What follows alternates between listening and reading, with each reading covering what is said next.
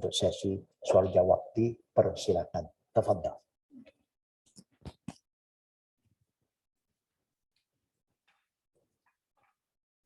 I hope Imam Muhammad Ismail can follow a bit. Yeah. I recite the Arabic, you can follow. Alhamdulillah. Ada soalan tuan? Silakan. Ada. Muslimat ada situ. Ada left.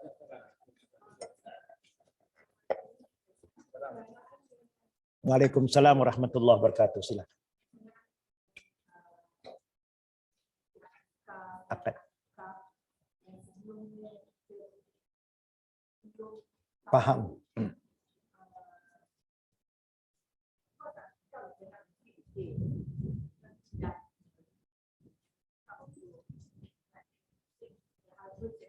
Oh ya ya.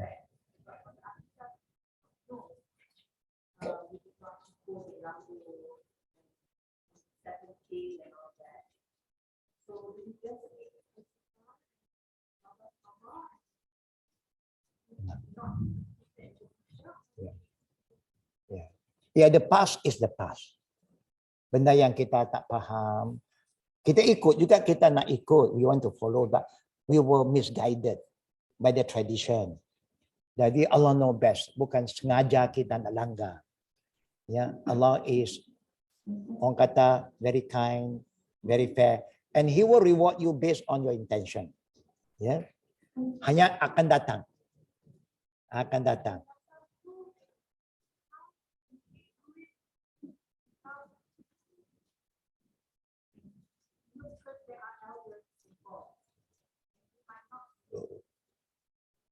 Yeah, I know. I understand that. Yeah, with hikmah, you show them the dalil. You see, ini ada hadis Nabi yang cerita. Ya. Normally kalau dia kurang faham, kalau from the younger to the oldest, susah dia nak terima. You can bring them to see the elders who have the knowledge of the sunnah, who have the Quran and hadith to teach us. So at the end of the day, of course, yang bagi hidayat Allah, we just can show them. You want to do the better way atau tidak. If you want the better way, then this is the way of the Prophet. Kita tak mau bergaduh, memang tak baik kita bergaduh. And it's not right for us to just go and judge them. No. Because they are so used with the tradition. Tradition die hard, orang kata. Kebiasaan, habit kita kan. Jadi we try our best. I can see the changes. I started all this in the 70s. I have started to share this information. Ya, from the 70s, banyak menentang. Tapi saya kena sampaikan juga. What do I gain? I don't get any benefit to tell them the truth, but I cannot betray my knowledge. The truth is the truth. I have to convey. But Alhamdulillah, in the 80s, suasana berubah. Ya, 90s, lagi banyak dah sedar. More people are exposed.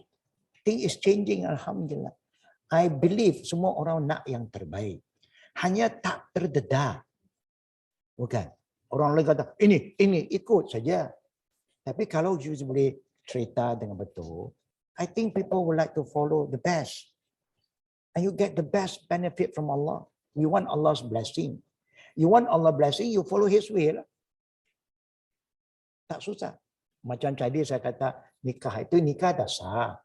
Hanya yang sunnah Nabi ini kita kurang faham kan. Akhirnya kita duk buang benda lah, kat pengantin lah, renjis lah. Ya, ini macam-macam lah. Yang Nabi tak suruh. Ya, jadi hanya pokok pisang yang tak ada. Kalau pokok pisang kita, itu orang lain punya lah. Kita terikut dengan budaya orang lain banyak. Terlupa pada nilai kita sendiri. Okay. So, yang the past, don't worry. Ya. Allah akan nilai ikut intention kita waktu itu. We don't know. Tapi kalau you tahu, sengaja tak mau ikut, itu satu masalah lain. Ya. Now, next. Waalaikumsalam warahmatullahi wabarakatuh. One thing, anytime when you all give salam to anybody, you don't terus cakap tau. Bagi peluang dia jawab. Kalau yang bagi salam, adabnya sunat. Wajib jawab. Biar dia jawab, lepas tu baru kita bincang. Tafadhal.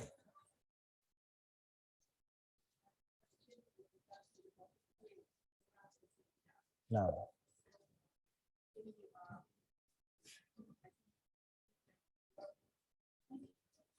Ya, supaya korang kadang-kadang. Ya, ya, please. Okay.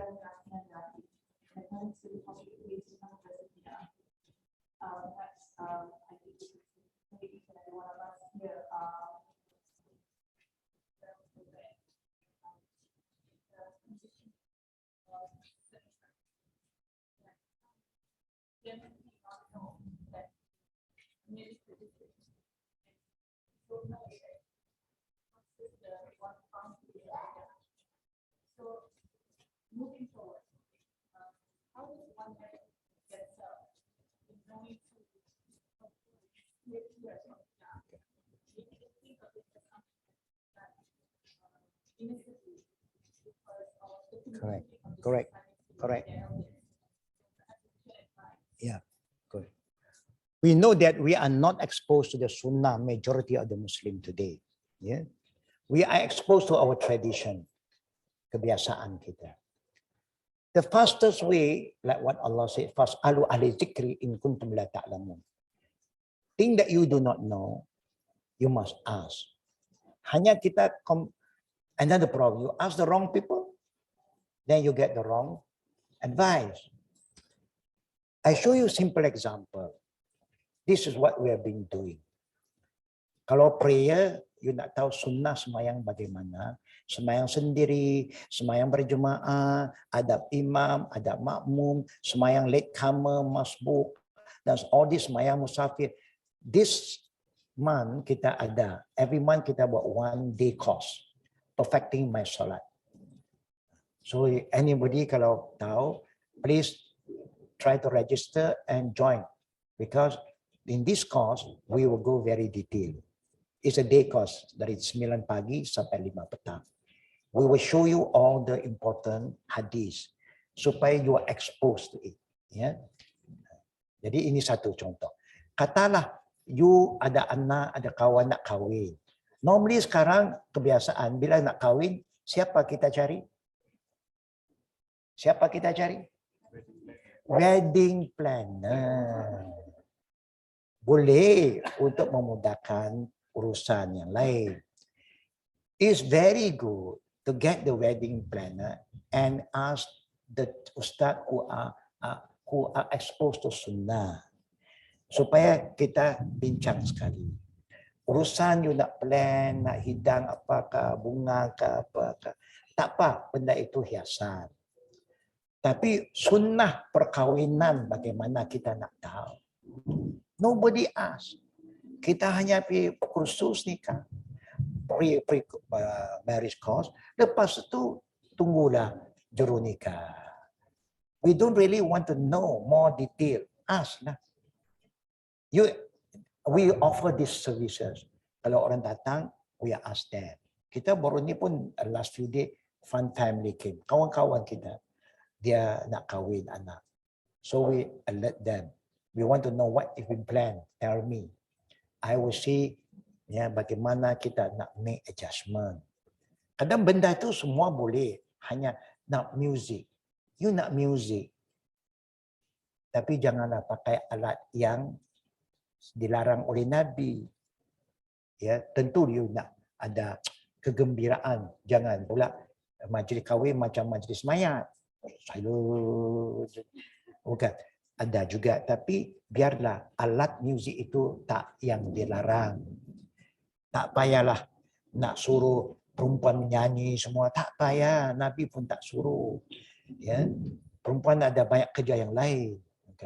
Jadi kita ajarlah supaya ikut sunnah, supaya ada berkat, supaya majlis itu diberkati. The important thing is to seek the right advice. That I have followed up. Okay. About asking the questions to the ones that are exposed to Sunnah. Okay. That have the background. Okay. So as you are well aware, I attended your course, Okay. Perfecting My Salah. And Alhamdulillah, it was a very eye-opening course. A lot of learning and unlearning in attending that course. Alhamdulillah. And then afterwards, in in applying what I learned, I was afterwards observed by other folks. Correct. Because of The differences. the difference. So, an example of an act, Qiyam. instead of jump, and when my hand was Above. above the stomach instead of above the navel, you know. So then I was asked innocently, Yeah. there was no attack, Yeah. no whatsoever. But then the question that was posed to me, why do you pray like that? I tried to state that I attended a course whereby you pray what was how you call by our Prophet. Sallallahu alaihi wasallam. And then she asked me again another question. All of this time, the way I was taught was my arms were above the people. Am I wrong? I felt that I didn't know how to Respond. myself on how to respond for that because if I remember correctly, we have the 4 imams that and is that in instances like that, like when they do something that perhaps that they learn something from the imam, Yeah. does it put them outside the grasp of Islam by doing so? No. So yeah, Very, very interesting question. When we learn, we have the right knowledge, so we act upon the knowledge that we have learned. Then we set good example. By we doing it is an example. But now other people are not exposed. Then they thought, maybe kita yang tak betul. We are not correct. We should follow the norm. They are so used. Di atas pusat dan sebagainya.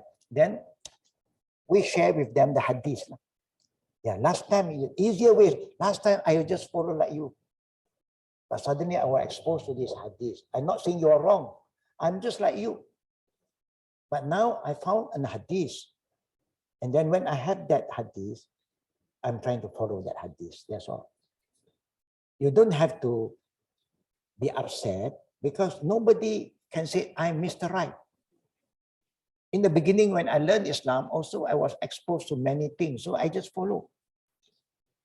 That later on, then I go more detailed and then I go more refined. So I improve. So it's like upgrading.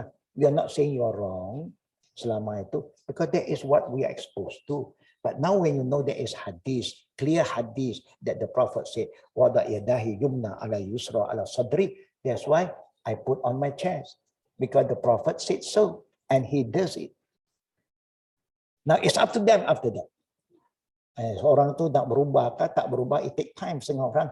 Walaupun dah belajar, tapi for them to change, it takes some time. Don't worry. We just pray for the best. We are not here to judge them. Here, oh, that you're wrong. No. This is what all of us have been doing. You include yourself. So don't worry. It's not our fault. This is what we have learned. But now we find the hadith. We are trying to upgrade saja. And that's how we move on. Yeah. Don't give up. Memang, it's not easy for me. Some people say, ini keras sangat. Bukan keras, apa yang keras? You Chinese, because I'm a Chinese. You say, you Chinese, you punya writing begini, straight down, straight forward. Kita selalu begini, kiri kanan, kiri kanan. You straight down. Saya kata, itu apa nak buat? Bukan saya yang reka. Islam is very straightforward. What is right, you just share. You don't judge, you share. Kalau orang boleh terima, syukur. Orang tak terima, don't give up. Watawassaw bil haqq, watawassaw bis sabar. Jangan kata dia salah. Dia pun tak salah. Because they don't know. Yeah, that's how we move on. Any next question from the brother side? Ada soalan lagi? Now. Sallallahu alaihi wasallam.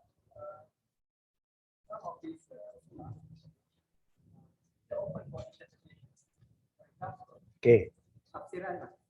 For example, istighfar 100 kali. Something it's not about the number. It's banyak akan istighfar. Jadi satu sekali pun tidak sunat. So another example, contoh sahabat yang sebut Rabbana wa lakal hamd, which is Prophet Rizkan Ibn Ibrahim. Nah, Prophet tak sebut pun, tapi sahabat sebut. And Rasulullah ya, confirm kan. So based on that incident, people try to interpret benda-benda ni dibenarkan untuk kita juga menambah amal. Oh, okay, okay. So, Yeah. First thing when you talk about istighfar, is there a hadith that talk about 100 times? There is. Of course, what you say is true. There is 100 times yang ada kalimah 100 times. Okay? Then you can say 100 times. You want to do extra more than 100, it's up to you, of course. But you cannot say sunnah 1,000 times. There's no hadith. You can say sunnah 100 because the hadith of 100 is there. How many times you want to recite is up to you. Open, of course. That is not the misinterpretation. so that is not considered bid'ah. No, because you remember. No. Hanya you cannot say 1,000 times pahala dia sekian banyak. Where is the hadith? Itu saja. Coming back to the second about certain recitation by the Sahaba, but confirmed by the Prophet. Because sometimes Allah punya way of doing things.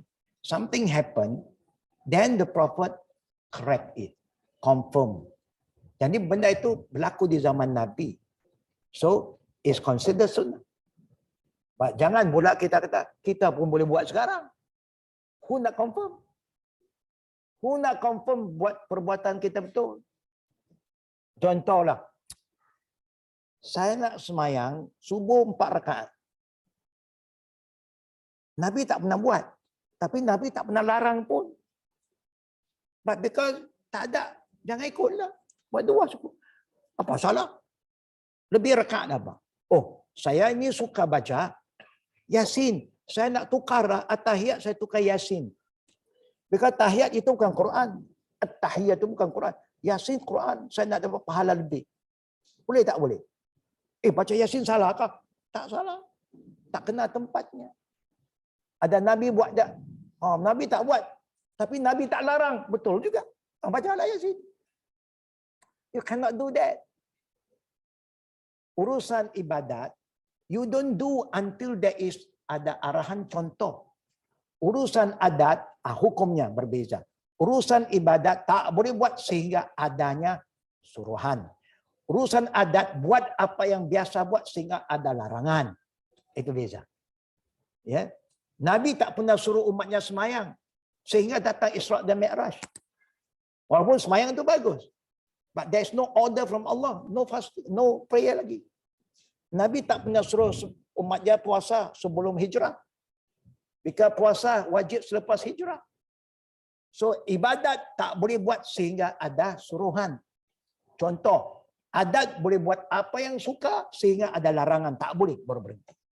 Faham?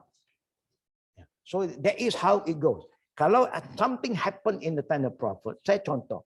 Nabi Muhammad semayang satu hari, waktu siang yang 4 rakaat, dia buat 2 rakaat saja. Lepas 2 rakaat, sahabat pun ingat dia akan bangun ketiga, keempat, terus dia bagi salam. Siapa nak tegur Nabi? Takkan Nabi lalai macam kita. Kita memang kerap lalai lah. Tapi Nabi takkan dia boleh lalai. Jadi, bila dia salam, sahabat pun salam. Semua salam. Seorang, lepas tu Rasulullah istighfar. Astagfirullah, astagfirullah, astagfirullah. Lepas dia kali, sambil zikir, dia tengok sahabat. Satu sahabat, gelisah. Don't know what is happening. Why today? From 4 to 2. Takut nanti mungkin ada wahyu baru turun. Supaya hari ini Zuhur 2 rakaat. Jadi mereka tanya, ya Rasulullah, you kasarkan. See how they ask? With adab.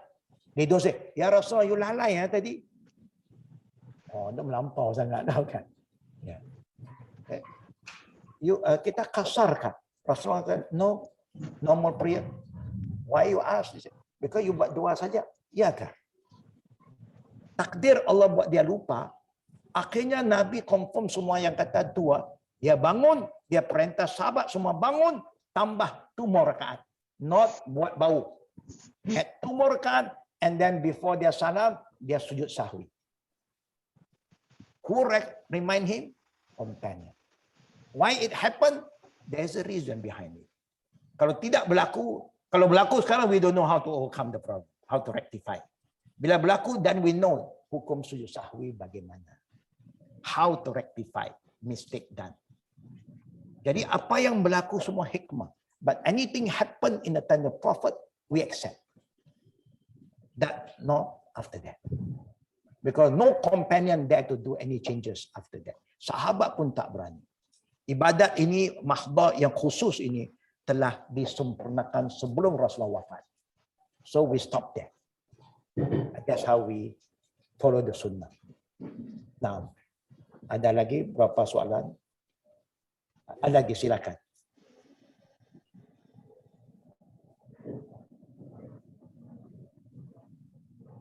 I can't hear you. Okay.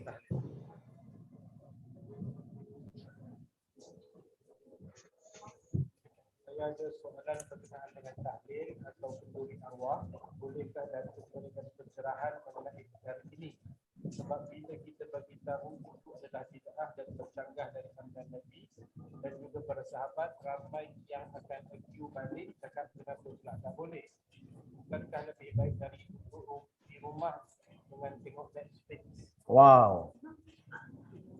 Kalau kita pergi juga tahlil atau kenduri tersebut dengan alasan bersunat dan silaturahim, adakah kita dijerat berdosa? Pertama sekali, I want to just clear supaya kita faham istilah yang selalu digunakan oleh orang. Tahlil, tahmid, takbir, tasbih. Ini term supaya tak keliru. Bila sebut tasbih, kita tahulah subhanallah. Bila kita tahmid, kita tahu alhamdulillah. Kita kata takbir, kita tahu Allahu akbar. Contoh. Bila tahlil artinya la ilaha illallah. Understand this term dulu. Ya, istilah ini guna untuk satu-satu benda. Hanya budaya kita bila ada kematian. Apa Nabi suruh kita buat? Kita kena tanya, yang Nabi suruh bagaimana dulu? Memang kalau keluarga sudah kumpul, it's important for them to get together. Why? To recall balik apakah pesanan arwah yang mungkin satu orang dengar yang lain tak tahu. Apa nazarnya, ada wasiatnya kalau keluarga. It's important. Ada hutangnya. It's important to clear all this matter. Who is going to do? Adakah puasanya ya? Ada berapa hari dia tak habis? Ada dia niat nak zakat, nak umrah ke haji yang tak sempat buat. All this is good to recall supaya kita rekod apa patut kita buat yang boleh bantu arwah. These are good gathering. Bila you gather, kita sudah buat majlis tahlil. Itu saja. Zaman Nabi tak ada majlis macam itu. Doa untuk keluar arwah ada. Istaghfiru li akhikum, Nabi kata. Doa untuk saudara kamu baru meninggal. Itu memang ada. Tapi kita sudah buat satu package. Kita kumpul dengan adanya bacaan ni, bacaan itu. Lepas tu kita doa, lepas itu baru kita makan. Membebankan tuan rumah. Baru kematian. Kena ingat masa makan minum orang. Itu yang Nabi tak suruh membebankan orang. Tinggallah keluarga semua duduk. Panggillah seorang ustaz yang faham sunnah. Apa Nabi suruh? Nabi akan suruh anak-anak soleh buat ini. Ini kalau arwah hutang ni bayar semua. Semua clear. Kemudian kita nak doa, boleh kita doa untuk arwah. Jaga silaturahim, jangan bila bapa ada silaturahim bagus, bapa tak ada semua dah berpecah. Kita kena jagalah semua. Ajar kata, siapa yang tidak berbakti dan berbudi pada orang tua waktu hidup, you masih boleh berbakti, berbudi dengan mereka selepas mereka mati dengan cara hubungkan silaturahim dengan orang yang dia sayang, dia dekat. Itu tanda you buat benda yang baik, yang diredai Allah. Yang Nabi ajar, kita ajar mereka. Itu bagus. Tapi sudah jadi satu trend. Kalau ada kumpul, hari malam pertama, ada pula tambah malam ketiga, ada tambah lagi malam 7, ada lebih lagi malam 10, ada lebih lagi 100. Maulah lah, dia introduce, nak tengok siapa lagi banyak hari dia buat. Nah, benda ini memang dalam agama tak ada. Kebiasaan ada. Hanya sekarang kita nak tanya, bila kita nak ikut agama? Ya, kalau ikut agama, kita buatlah apa agama suruh. Yang penting keluarga itu. Jangan kerana kematian satu-satu orang berpecah bergaduh family. That is very bad. Teach everybody what to do. That is good. Contohnya. Ya, itulah kenduri arwah ni. Itu yang dulu orang kata, niat kenduri arwah. Artinya arwah kena makan. Pasal kenduri untuk arwah. Bukan untuk orang hidup. Yang makan orang hidup. Yang kenduri niat arwah, niat pun dah tak kena. Kalau orang dah kumpul, you nak makan, makanlah. Bukan. Tapi kenapa you sebut terbiasa? Sebab itu dulu bila orang kata kunda arwah, orang yang pergi, dia tak makan. Dia datang, you niat untuk arwah, saya bukan arwah. Terima kasih saya datang, alhamdulillah dia balik. Because kita tak mau kelirukan masyarakat. Kemudian membebankan orang. Kalau orang jiran nak buat kenduri untuk keluarga itu bagus. Jangan dia ada timpa musibah, beban pula atas mereka. Agama cantik. Tapi adat ini kebetulan sudah jadi kebiasaan. Ya, jadi cubalah kita ubah suaikan. Kumpul silaturahim bagus. Masyaallah. Ya, doa untuk arwah macam doa sembahyang mayat. Allahumma fillahu warhamhu wa'afi wa'fu'an. Sambil itu kita boleh jawab azan itu. Faham ya tentang tadi. Kadang-kadang the term is correct. Hanya cara pasang itu, package itu tak kena. Ya. Nah, kalau kita hukum sunat dosa.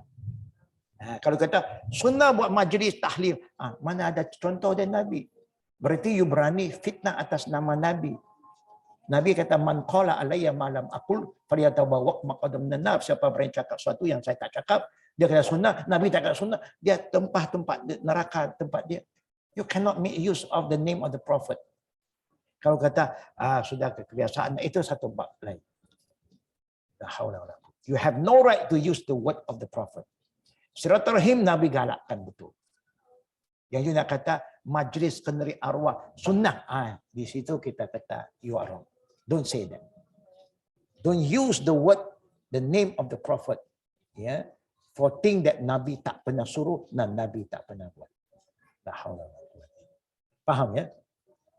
Muslimat faham ya? Kalau kita nak buat kebiasaan, dia kata ini kebiasaan itu lain. Tapi you jangan sunnah. Sunnah itu jadi hukum. Pasal Nabi dah kata, sampai dia kata, man qaziba alayya muta'ammidan falyatabawwa maq'adahu minan nar. Siapa berani bohong atas namaku, saya tak cakap, dia cakap sunnah. Wah, itu berat itu.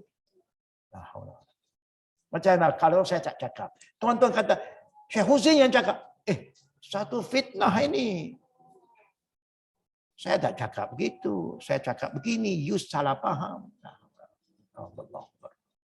Faham ya? Be very careful. When you it's not a sunnah, you dare to say sunnah, that is one of the fitnah and you create bid'ah. La ilaha illallah Allahu rabbah wassalatul qaimat Muhammad rasulullah wa sallallahu.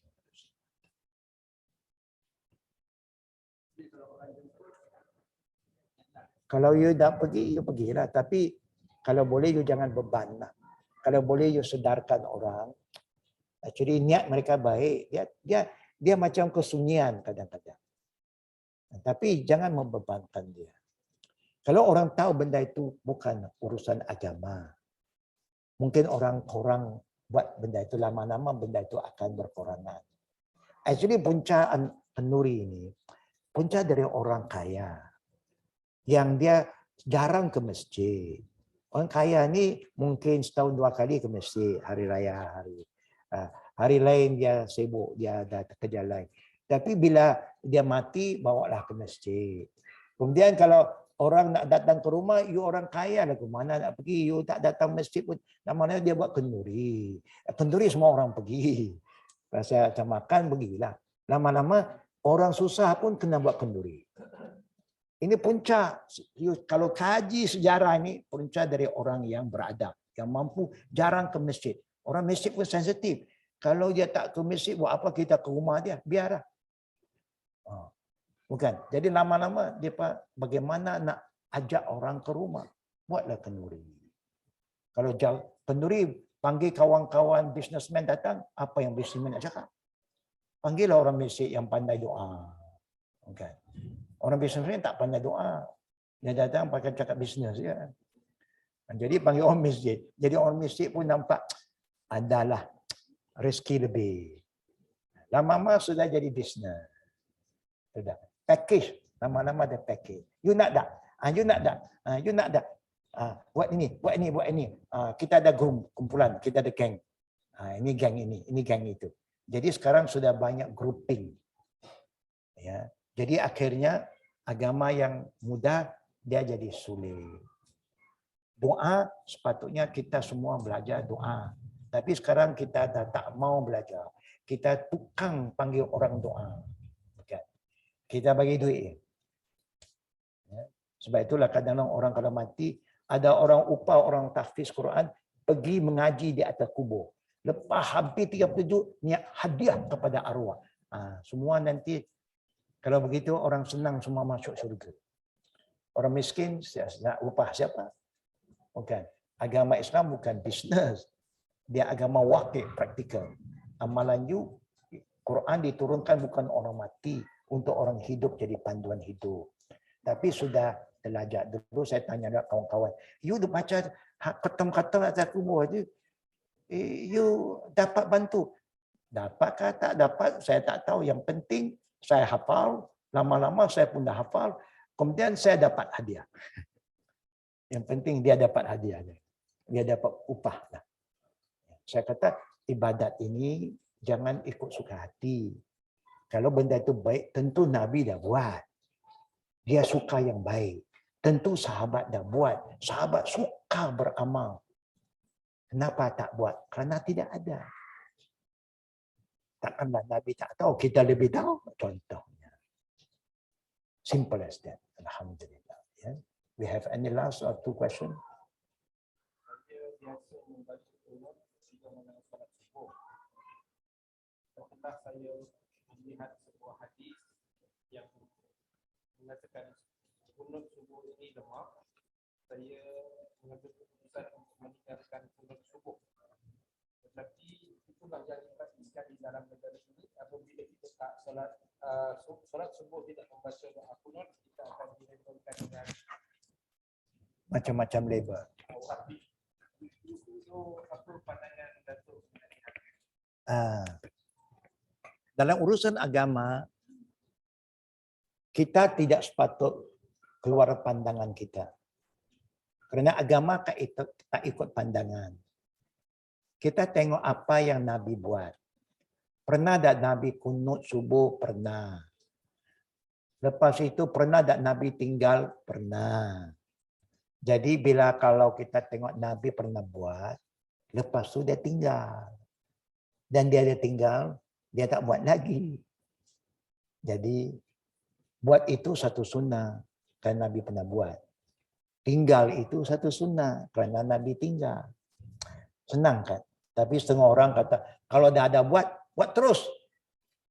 Kalau buat terus, artinya seakan-akan Nabi sudah buat silap. Kenapa Nabi tak buat terus? Kenapa Abu Bakar tak buat? Kenapa Umar tak buat? Ini sahabat yang garanti masuk syurga. Khulafaur Rasyidin. Dan Nabi suruh ikut. Anas bin Malik ditanya, you semayang di belakang Nabi, Abu Bakar, Umar, Osman, Ali. Ada kunut? Tidak. Berarti pernah buat, dah tinggal. Jadi kita dah biasa buat. Kalau kita sudah faham, kita nak tinggal, itu satu sunnah. Kenapa yang kita nak fitnah orang? Kalau kita fitnah kata kumpulan lain, berarti kita sudah fitnah Nabi pun jadi kumpulan itu. Ya, sahabat pun sudah jadi Wahabi. Semua mana ada Wahabi? Wahabi ini British yang bawa. Bukan orang Islam, tapi kita aminkan. Kita ikut. Kita teruskan segala tohmah fitnah yang dibawa oleh musuh kita. Ya. Jadi Islam senang. Ada dalil, ikut. Tak ada dalil, pulang pada kamu dah. You nak buat juga, itu antara kamu dengan Allah. Tapi kita yang suka buat sunnah Nabi, sudah ada, kita ikut. Kalau tak ada, saya pun tak nak buat. Kerana saya tak mau penatkan diri saya. Buat benda-benda Nabi, tak buat. Takkanlah saya lebih baik dari Nabi, saya lebih baik dari Abu Bakar, dari Umar, Osman, Ali dan lain-lain. Bukan, ini contoh saja. Jadi kalau orang mau faham, mudah faham. Kalau orang tak mau faham, kita doakan supaya satu hari dia faham. Jangan bermusuh, jangan fitnah. Yang pelik ini, Nusantara saja popular dengan kuno. Subuh ini. You keluar dari Nusantara saja, no. Betul tak betul? Kita biasa merantau ke negara Timur Tengah, Eropah. Kalau China ada 200 juta umat Islam, satu orang pun tak angkat. So are you going to say they are wrong? Ya, kita kebetulan dah biasa begitu. Jadi kalau ada orang tak angkat, kita kata boleh terima, terimalah, itu saja. That's how you move on.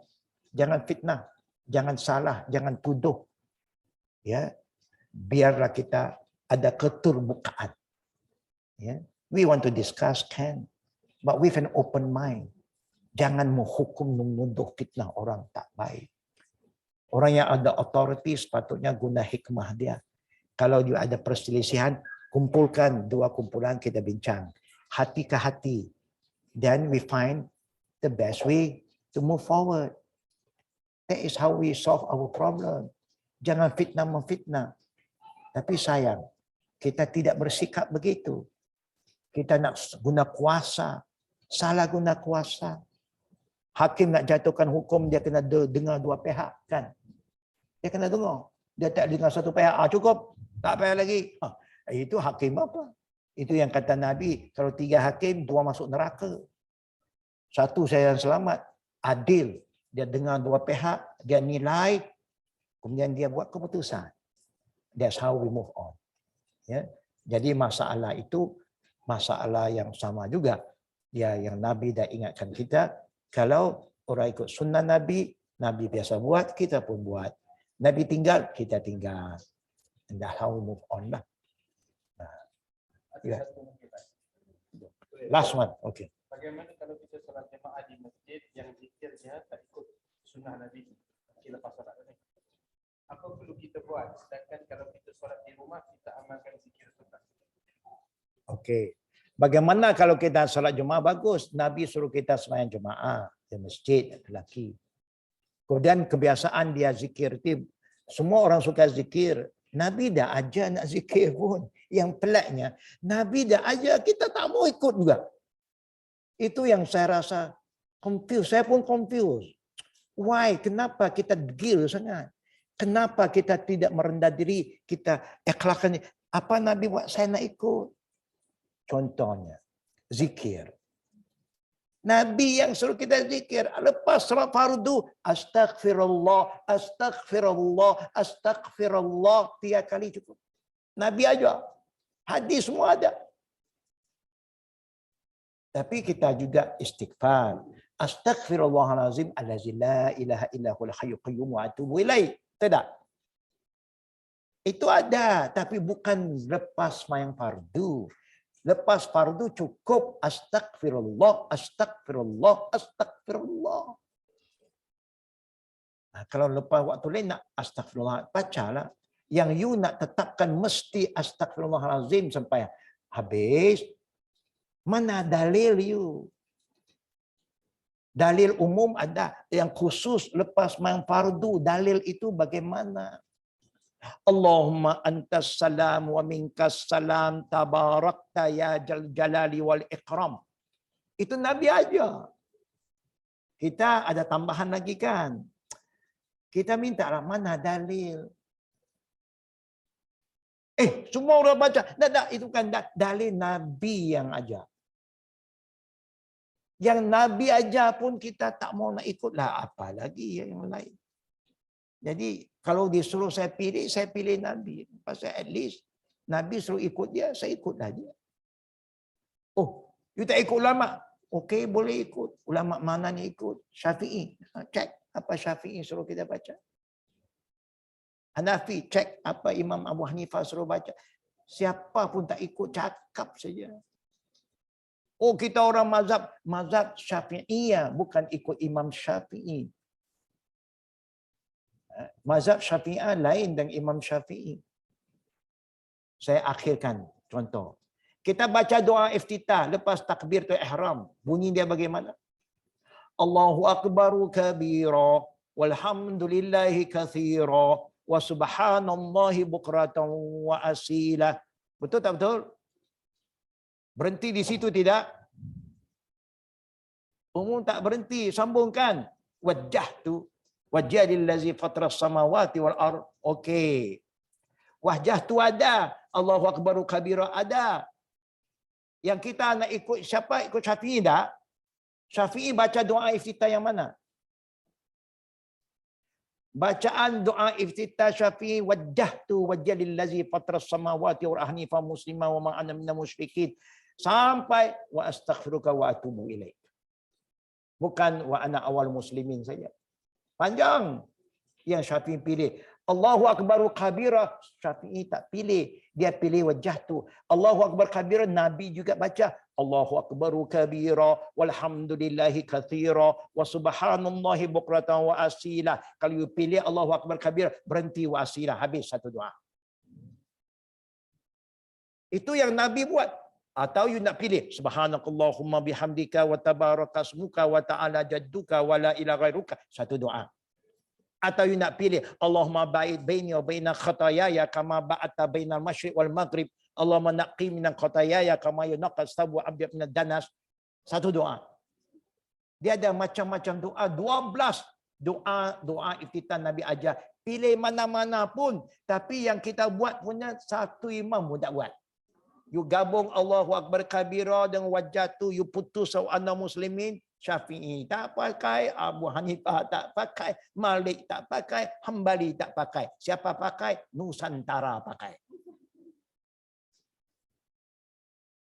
Ini untuk ilmu sajalah.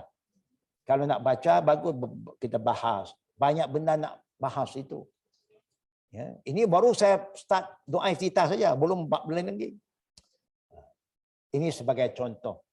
So please, agama ini bukan kita punya ikut suka, nak ubah suai, tambah apa salah, niat baik. Dan niat baik ikut apa yang ditentukan oleh syarak. Jangan buat cara sendiri. Bukan. Nak baca subhanallah 30 kali, 33 kali alhamdulillah. Itu sunnah Nabi. Ada sunnah Nabi yang kita buat. Tapi ada yang kita campur sedikit. Yang tidak ada dalil. Kalau ada dalil, jelasnya. Kalau dia bawa dalil sah, ikut. No problem. Mungkin berbeza, tapi kerana dalil ada. Macam saya kata doa iftitah. Boleh you pilih beza. Allahu barakabu wasilah, stop. You ada dalil, silakan. Oh, saya nak wajah tu, ada dalil. Tapi wa astaghfiruka wa atubu ilaik. Sampai habis, silakan. You nak baca, subhanakallahumma bihamdika. Yang ini very popular. Luar Nusantara, subhanakallahumma bihamdika wa tabarakasmuka wa ta'ala jadduka wa la ilaha. Very popular. Tapi kita tak biasa. Tak biasa bukan artinya salah. Kita biasa yang Allah Akbar, silakan. Siapa yang dah hafal Allahu Akbar kabira, dia tak baca wajah tu sampai habis, you cukup Allahu Akbar kabira walhamdulillah katsira wa subhanallah bukratan wa asila. Berhenti. Habis. Senang saja. Simple. Straightforward. Ada dalil. Itu yang sedap itu. Amalan kita back up with authentic hadis.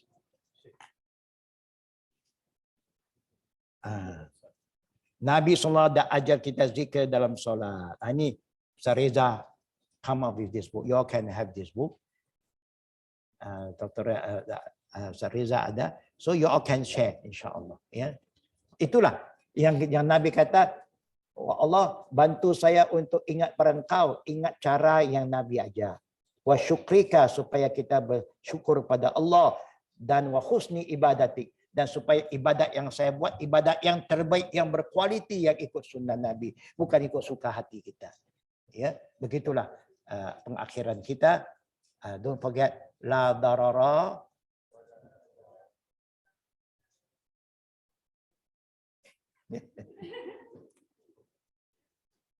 we start again.